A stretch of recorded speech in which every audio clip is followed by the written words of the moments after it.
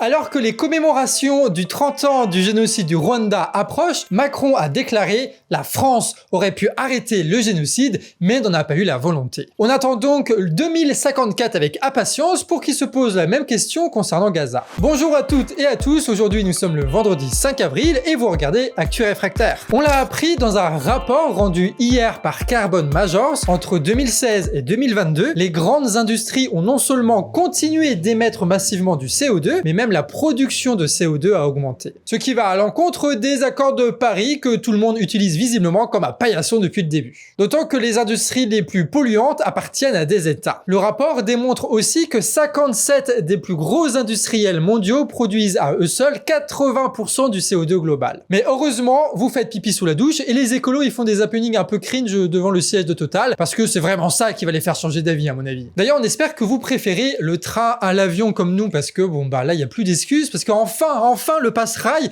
vient d'être annoncé officiellement ce mercredi. Alors il va permettre de prendre en juillet et en août tous les TER et intercités pour seulement 49 € par mois et contrairement aux Allemands, ça ne s'étendra pas aux transports en commun municipaux. Et puis pour pouvoir l'utiliser, il faut avoir au maximum 26 ans. Donc dites-nous par commentaire d'ailleurs si vous avez moins de 26 ans et si vous comptez acheter ce truc pass-rail et tout là, ça nous intéresse nous de connaître un peu l'âge du public. Et ce qui est chiant parce que on va devoir payer plein tarif nous au Canard qu'on va vouloir aller partout en France pour voir les actions locales que vous organisez. Donc n'hésitez pas à financer notre cagnotte, hein, tout est en description. Et comme ça, on va pouvoir continuer aussi un an de plus d'Actu Réfractaire. Surtout que dès la semaine prochaine, il y aura 2-3 petites surprises sur le format. Voilà, je vous dis ça, je vous dis rien. On poursuit les actus avec 2 défaites cuisantes pour le gouvernement au Parlement. D'abord, le Sénat a adopté définitivement une loi empêchant le démembrement d'EDF pour éviter que l'énergéticien soit divisé en 2 et que les parties les plus rentables soient vendues au privé. Alors, hors nucléaire, bien sûr, lui, il est déjà siphonné par la loi Arendt dont on a parlé dans une très vieille vidéo du Canard. D'autant que l'entreprise a enregistré de très bons résultats cette année et qu'il n'y a aucune raison de le démembrer, ce truc-là. À part faire profiter les copains de la Macronie, mais tu m'entends. Le texte de loi a par ailleurs restauré un tarif réglementé de l'électricité qui avait été supprimé le 1er février, de quoi énerver un peu plus le gouvernement. Et la deuxième déculottée, c'est que en pleine nuit, il y a une loi qui a été adoptée pour un prix plancher de vente pour les agriculteurs. Autrement dit, les industriels vont être forcés d'acheter à un prix minimum les denrées aux agriculteurs, ce qui devrait théoriquement garantir une meilleure rémunération des agriculteurs. La mesure a été portée par les partis de gauche et par les écolos.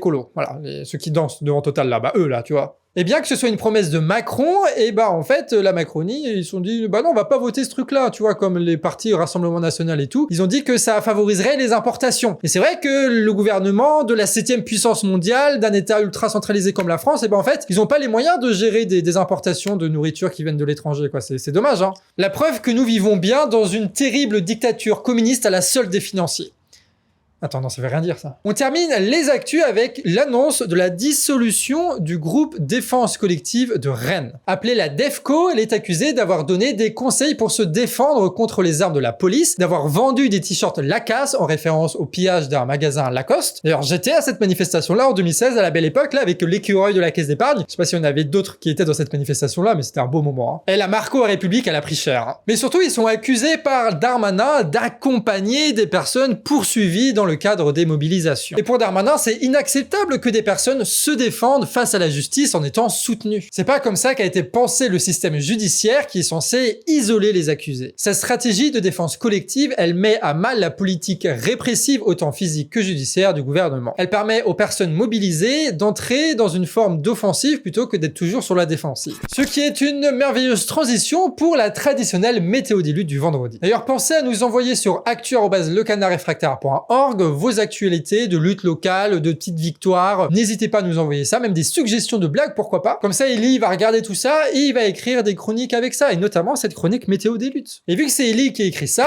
c'est lui qui choisit dans quel ordre on va mettre les informations. Et donc, sans surprise, on va commencer cette météo des luttes avec la manif des Ultra Boys 90, les Ultras du Racing Club de Strasbourg. Ils protestent face au rachat du club par un consortium états-unien qui fait de la multipropriété de clubs de foot. Leur club n'est devenu qu'un club de post-formation pour les jeunes espoirs du foot qui va à l'encontre de l'histoire du club de Strasbourg. Par le passé, les joueurs là-bas, ils restaient plusieurs années dans le club et ils étaient pas là juste pour augmenter leur cote, tu vois, sur le marché des transferts, mais bien pour faire vibrer les spectateurs et pour ramener des coupes à la maison. Sur penalty face à Guingamp, Encore une fois, on perd en finale en péno, ça me termine. Dans la registre des luttes qui durent, on a aussi les profs du 93 soutenus par leurs élèves et par leurs parents qui viennent de faire grève depuis le 26 février jusqu'à aujourd'hui. Alors il y a certains établissements où les profs font grève totalement, d'autres où ça n'a été que quelques jours ici et là. Mais ils ont tenu bon face au mépris de la ministre Belloubet et de la région aux mains de Pécresse. Pour l'instant, ils n'ont pas proposé de plan rapide d'action, que des investissements à l'horizon 2028 pour la rénovation des bâtiments. Et c'est normal, hein, le budget de la région est largement passé dans l'organisation des Jeux Olympiques. Et il fallait choisir entre l'éducation des gosses et le spectacle où tu vas voir que les bourges qui vont pouvoir acheter des places. En parlant de JO, tous les vendredis maintenant sur Actu Réfractaire, on a une nouvelle chronique qui s'appelle Olympique Réfractaire. On vous résume tout ce qui se passe dans les JO, tous les scandales et toutes les résistances. Donc n'hésitez pas à t'abonner à cette chaîne pour ne pas louper ça. Donc ça arrive dès demain soir. En région parisienne toujours, les lycéens s'adaptent à l'absence de cours officiels. Bien que certains profs donnent des cours pirates qui permettent une transmission aux élèves, et ben les jeunes, il faut quand même qu'ils trouvent de quoi s'occuper, quoi. C'est pourquoi les blocus deviennent de plus en plus des événements festifs, notamment à l'appel du mouvement d'action lycéen autonome. Alors pour ça, ils ramènent des merguez, ils font des barbecues devant leur bahut et mettent de la musique à fond. Bon, ça on connaît bien, mais ce qu'ils font en plus, c'est des tournois de foot et des stands pour se faire couper les cheveux et la barbe. Pour les jeunes à l'initiative de ça, bah, ça permet tout simplement de se mettre à lutter, de faire en sorte que la lutte, elle tienne bon dans le temps et surtout de pas se faire chier, ce qui est plutôt pas mal. Hier, les assistantes sociales et les EduxP étaient en grève pour de meilleurs salaires, mais surtout pour plus de moyens dans le social. Et donc Eli, qui a écrit cet épisode, lui, il est allé rencontrer les travailleurs sociaux qui étaient en grève.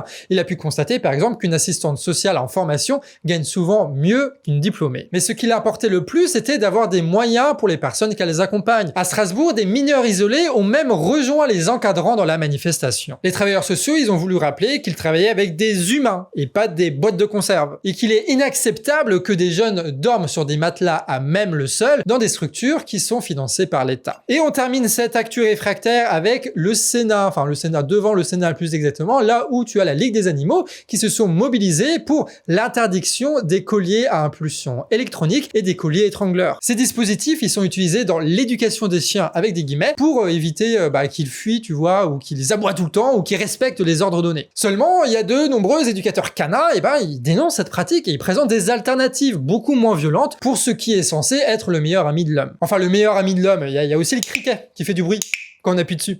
Voilà, c'est pour dire au monteur s'il y a une bonne prise. Donc là, il croit qu'il y a 3 mauvaises prises d'un seul coup. On s'arrête là-dessus pour aujourd'hui. On se retrouve sur la chaîne demain pour votre épisode hebdomadaire des Olympiques Réfractaires. Pour faire connaître notre taf, n'hésitez pas à nous partager un petit peu partout. Et si vous kiffez, lâchez votre plus beau commentaire. C'était Eli à l'écriture et Pixel au montage. On se retrouve demain vers 18 h pour votre prochain épisode d'Actu Réfractaire. Sur ce, des bisous et à la prochaine.